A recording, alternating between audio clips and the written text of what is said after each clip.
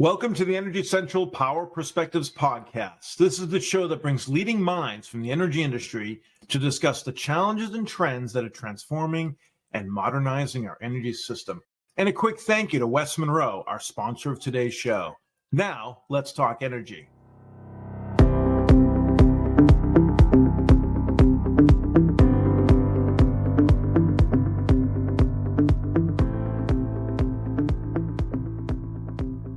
I'm Jason Price, Energy Central podcast host and director with West Monroe, coming to you from New York City. And I'm joined once again by the producer of this show, Matt Chester, dialing in from Orlando, Florida. Matt, we often think of the utility sector as a physical infrastructure. That includes power generators, grid infrastructure, meters and sensors all along the way, and IT equipment monitoring and guiding it all.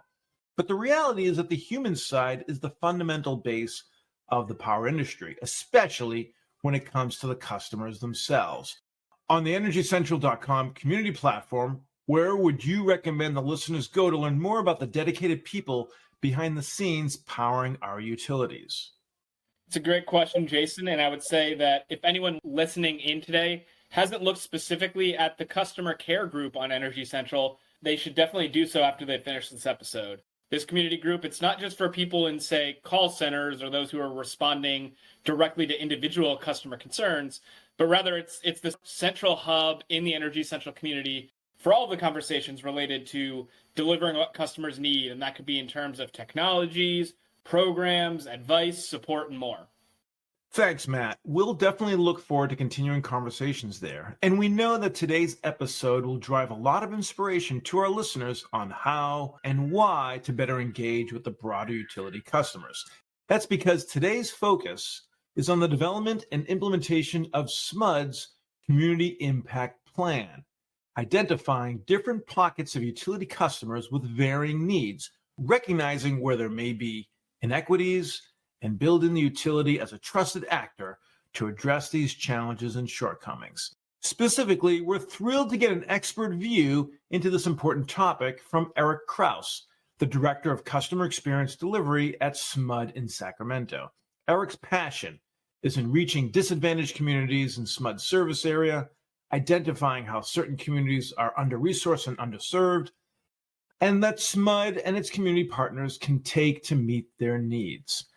Erik, this is such an important conversation, so we're thrilled to have you join us to chat about it today and share some lessons learned with the Energy Central community. So with that, welcome to the Energy Central Power Perspectives podcast. Thank you, Jason and Matthew. I really appreciate the time and am honored by the fact that I'm able to represent SMUD and the dozens, if not hundreds of people that have had such an impact here in the community. Look forward to sharing more so utilities can follow our lead as well. Yeah, absolutely. We're thrilled to have you here. So tell us about yourself, about SMUD. What makes SMUD unique? Well, SMUD's unique in that we're a not-for-profit community-owned organization. We're the 6th largest municipal utility in the country, and we have a 7-member elected board. Because we're located in primarily Sacramento County, it allows us to really focus on the needs of that community. And also, we are part of the community. Most of the employees, including myself, who live about a mile and a half from the office, are part of the community. So we want to create that impact. We want to make a difference. And we're more than just poles and wires. Of course, we want reliable and clean power, but we need to do much more for our community if we're going to create that value. Erik, we brought you in to talk about your community impact plan. What exactly is this? And is this a common deliverable at all utilities? Well, I'd love to say it's a common deliverable at all utilities, but there are some out there. Austin Energy is one that we've talked to before, and we've modeled some of the work we've done there. There are several across the country. However, ours is specific to our community. We realized as we started moving forward quickly to zero carbon by 2030, we started getting some comments from community members, whether it's chambers of commerce, advocacy groups, et cetera, that were saying they just didn't see how this fit for them. What could they do to participate? How could they benefit from this program? So we decided to take a few steps back and look at how we might do that. As a utility, often we try to figure things out on our own. We decide we're going to figure out the best widget and the coolest thing for our customers. But we realized that we had to reach out to our community in this case.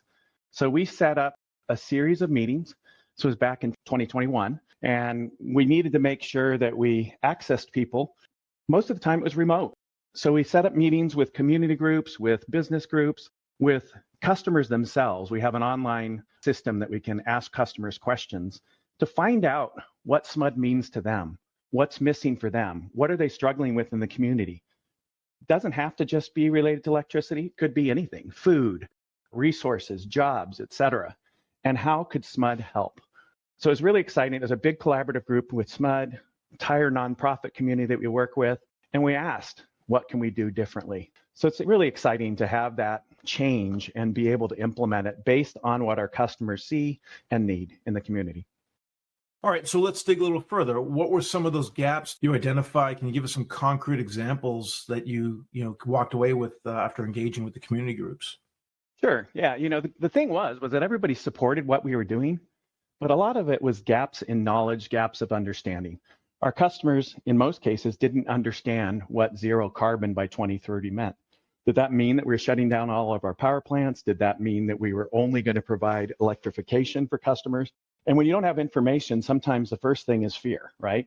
So some of these folks in the community couldn't see how they could participate, especially those in the under-resourced communities that don't have enough money to do anything, that can't afford to buy a new heat pump, that can't afford to replace their water heater ahead of time. They wanted to understand what it meant. They also told us that in order to understand what it meant, they had to hear from people that looked like them, that spoke like them, that were in the communities ideally to help understand what's going on and how they can participate. One of the things that they hit on quite a bit was jobs. We talk a lot about the transition to zero carbon and all the potential jobs that creates, the infrastructure, the systems, the tools that customers can use. A lot of these customers in these under-resourced neighborhoods are just living paycheck to paycheck, if they even have a paycheck. Sometimes it's Social Security only, sometimes it's unemployment only. They need to figure out, how do I participate? How can I find a job? How can I get training, etc. So what we've done is we tried to fill all those gaps by offering products and services that work for customers. Sometimes that means it's free. We've created job training for people in those neighborhoods. And ideally, we've got one neighborhood, Meadowview, that we're working on training the people in the neighborhood to prepare for the rollout of our efforts and our electrification so they can actually be working in the homes in their neighborhood to make them better. So those are some of the things we're doing to make it. That's very interesting. When we speak to utilities, they are often pulled in many different directions with all sorts of expectations and goals that perhaps are outside the traditional role of a utility. So let's talk about some of these competing priorities that may sometimes be in conflict with one another. So as SMUD also works toward its zero carbon goals, in what ways does that make the community impact plan more difficult to achieve? And as a follow-up, are there ways in which those goals are well aligned and can be accomplished simultaneously? Yeah, actually, I don't think they're misaligned at all. The truth is that what we're doing is we're doubling down our efforts to get to zero carbon by 2030 by refocusing on those customers that might not be able to participate. We've increased our investment. We've been applying for grants, and we've won several grants for it. It's a pretty compelling argument when you're applying for grants, when you say, not only are we going to electrify neighborhoods, but we're going to electrify neighborhoods that have been underserved, neighborhoods that have been ignored, neighborhoods that feel that they've been left out. So that's one of the reasons we talk about no community left behind when we're talking about this. We want to make sure those folks come first. We don't necessarily want to be helping just the folks that can afford a new electric vehicle, just the folks that can afford to upgrade their HVAC, et cetera.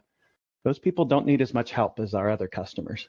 So that's why we've created these programs at no cost or at very low cost for our customers, whether it be weatherization, that's simple enough, it can make the home more comfortable, or electrification. We found the heat pump conversion from a gas furnace is one of the most efficient. It makes the home much more comfortable. It makes their bills much more lower, and their bill burden decreases dramatically. So they can then spend those funds on finding a job, medications they might need, or getting their kids to school. So it's totally aligned in my mind. It actually kind of increased the passion and excitement around SMUD, I believe, and with the board and execs, because not only were we continuing toward our goal, but we're having a tremendous impact in the community while we do that. Sure. So share with us, how do you measure the results of the community impact plan? I wish I had my dashboard up right now, but we have a dashboard with a variety of items. One of the biggest things that we're focused on is electric bill burden. It's a measurement that we came up with back in 2015 when we started focusing on the under-resourced communities area. Simply, it wasn't simple to figure it out and calculate it, but it's basically the average monthly bill divided by average monthly income. And we identified a level above which is 8.7%, that bills become unaffordable for folks. So that's our primary focus. We focus on bill burden and how we can reduce that. But as you can imagine, as bills go up, utility costs tend to increase. That bill burden kind of follows along. So adding to that, we wanted to track carbon reduction. We wanted to track the number of homes impacted. We wanted to track the region, the areas, the neighborhoods, because we have something called the Sustainable Communities Map. And it's a map that has multiple layers of information and data, everything from where we have food deserts, where the pollution's higher, where the traffic is higher, where people may not have jobs, where unemployment is high. And that map kind of creates a heat map. So we're able to target areas that are in the red or orange, which is the most significant issues, and focus on those areas. And it's really cool because when we first started that map, there was a lot more red and orange than there is now. So we can see the impact that we're having. We can see bill burden going down. We can see carbon decreasing. We can see jobs increasing, et cetera. Now, SMUD couldn't do that without all our community partners, but it's really an impact. Just lots of data because we want to make sure that whatever we do is having an impact and we're prioritizing the most important customers and those most in need and those that we can help the most. Sure. So, I want to ask you about, as a municipality, you're a quasi-government organization. Tell us, what is the relationship that you have with your communities and your customers through that lens of the correlation between the customer and government? There's always this fear, there's always this sort of this trust issue, particularly those who may have difficulties paying their bills and what that would mean from, by being involved with the government. So just walk us through, say, some strategies of how you've prioritized to find opportunities that would be accepted by a skeptical community, like, perhaps what you have in your own backyard. Yeah, it's funny you say that. We're the government, we're here to help, right? Doesn't always work. I am actually thinking back to when we had a significant outage in downtown. It was the middle of a storm. We had some challenges downtown, and my team and I scrambled because it was a time when we knew that there were customers that would likely have extended outages. There are areas where those customers may or may not speak English and may not have access to services. So we pretty quickly scrambled, myself and probably 8 people, as well as the fire department, because there was a building that was for low-income seniors, primarily Chinese speaking, one of the dialects that was there.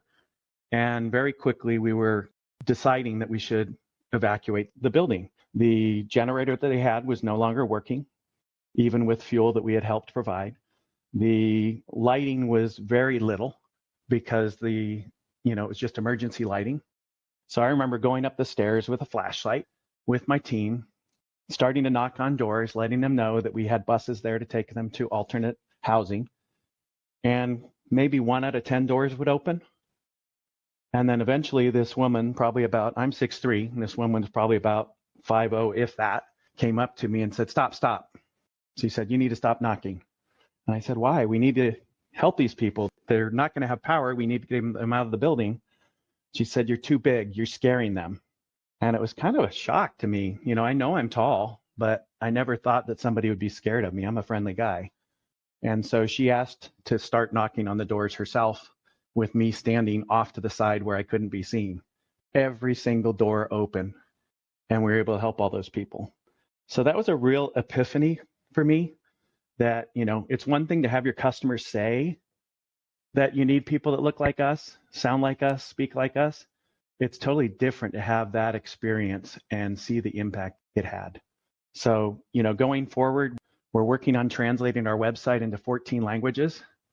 All the materials that we put together are in up to 14 languages, depending on what solution it is.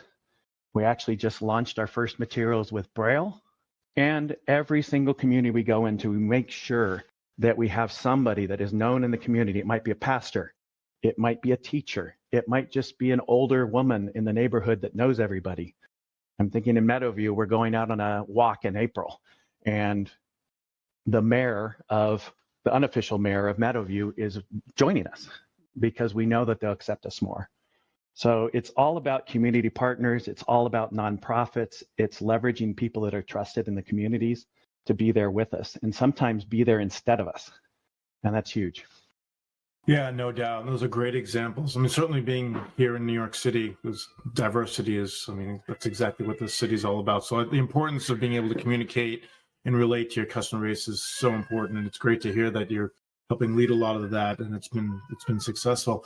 So I want to now ask you about your relationship with your utilities, the bigger investor-owned utility in your backyard in particular. So, from a collaboration and appreciation standpoint. So can you share maybe some initiatives and what are the types of synergies that you are working on with your investor-owned utility? Yeah, sure. We're basically surrounded by PG&E from an electrical service perspective. And any of our customers that have gas, including myself, have PG&E for gas. So, we work very closely together on a variety of things, whether it's neighborhoods where they're interested in pruning their gas lines because it's too expensive or too disruptive to fix. We can work with them on finding ways to electrify, whether it's looking for opportunities to work together on projects. One project that we've worked on in the past, and I'm hoping to spin it up again now that we have gotten through the COVID timeframe, is working on low-income and or senior mobile home parks. Because as you can imagine, mobile homes are not the greatest and most energy efficient nor weatherized properties. I want to say we did more than 100 with them back pre-COVID. And it was great because PG&E was looking to reduce the gas in that area. They were doing certain upgrades and they couldn't take credit for the reduction of carbon if it had an electric AC and a gas heat. So they reached out to us actually, and we had a great partnership.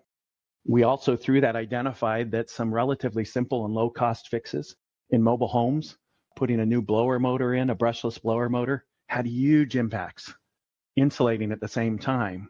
While we were out there, we made some other partnerships with a company called Grid Alternatives. They do solar, but they also do battery storage. They do EV systems.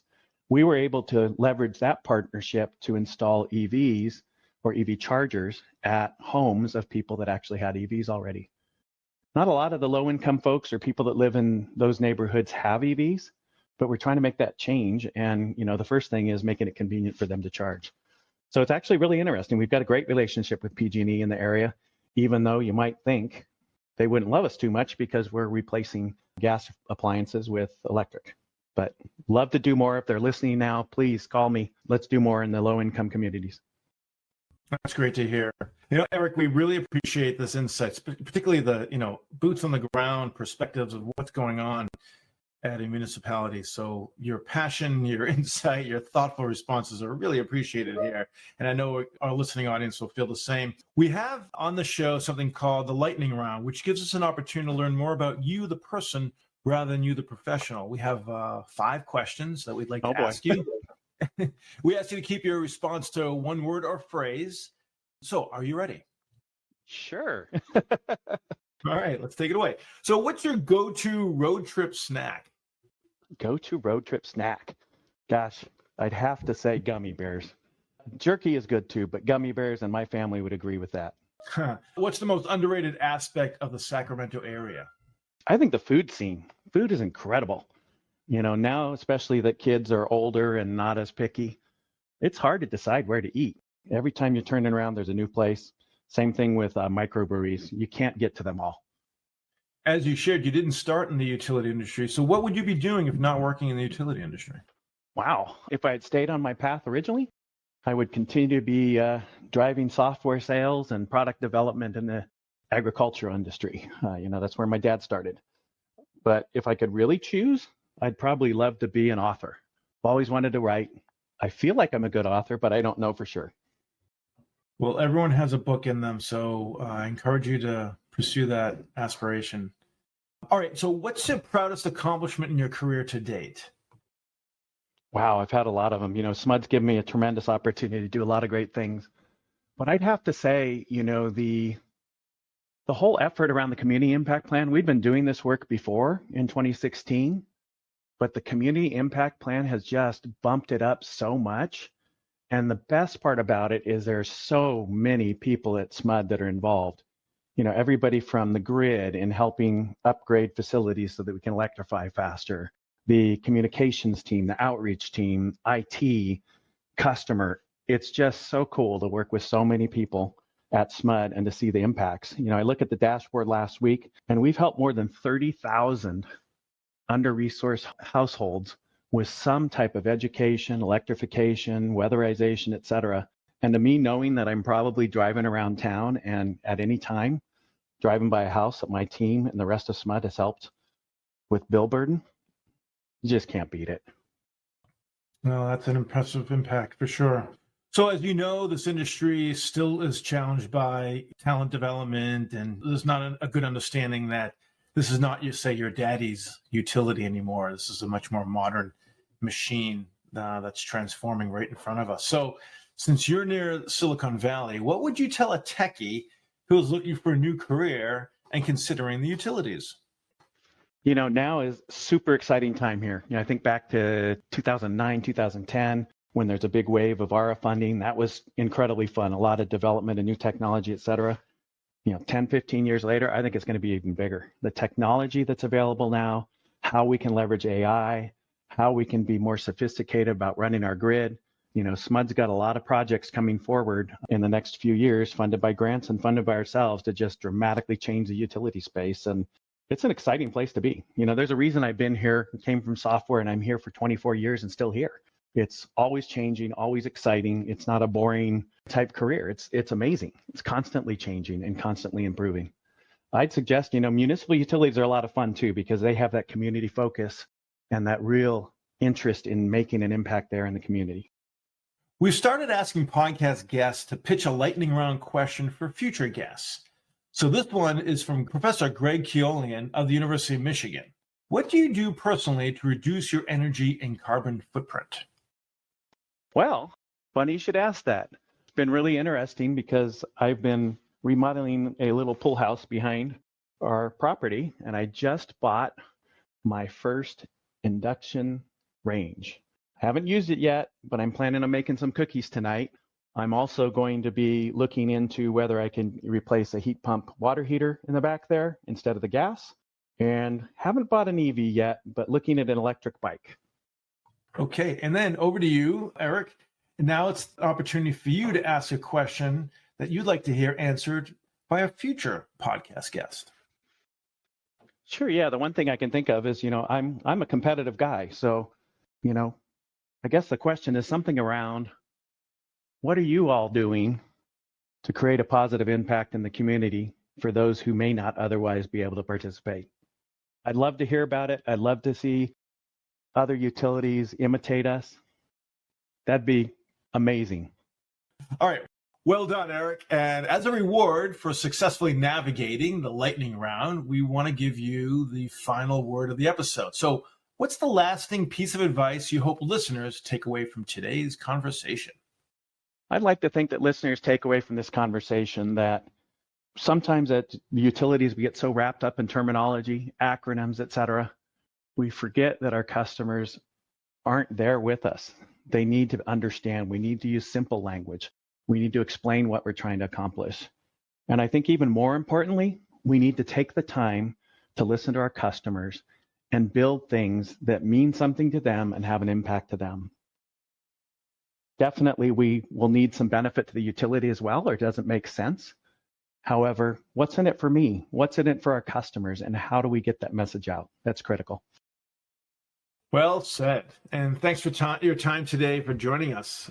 No doubt, Erik, our utility audience will have a lot of questions and comments on the conversation. So we want to encourage them to head over to the podcast post on energycentral.com and share their insight. And until then, though, we just want to thank you for sharing your input and insight and perspective with today's episode of the podcast.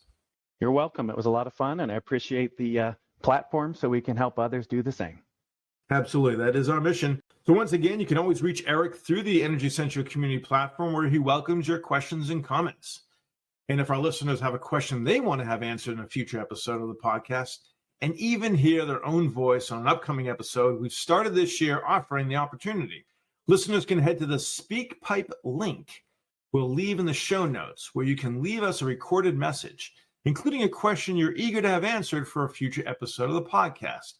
We'll listen through them, pick out the right guests in our upcoming lineup to address them, and you may even hear yourself as part of the conversation. We also want to give a shout out of thanks to the podcast sponsors that made today's episode possible. Thanks to West Monroe. West Monroe is a leading partner for the nation's largest electric, gas, and water utilities, working together to drive grid modernization, clean energy, and workforce transformation.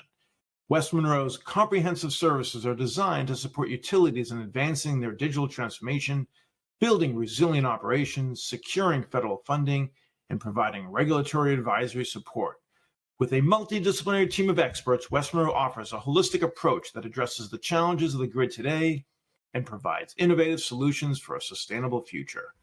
Once again, I'm your host, Jason Price. Plug in and stay fully charged in the discussion by hopping into the community at energycentral.com, and we'll see you next time at the Energy Central Power Perspectives Podcast.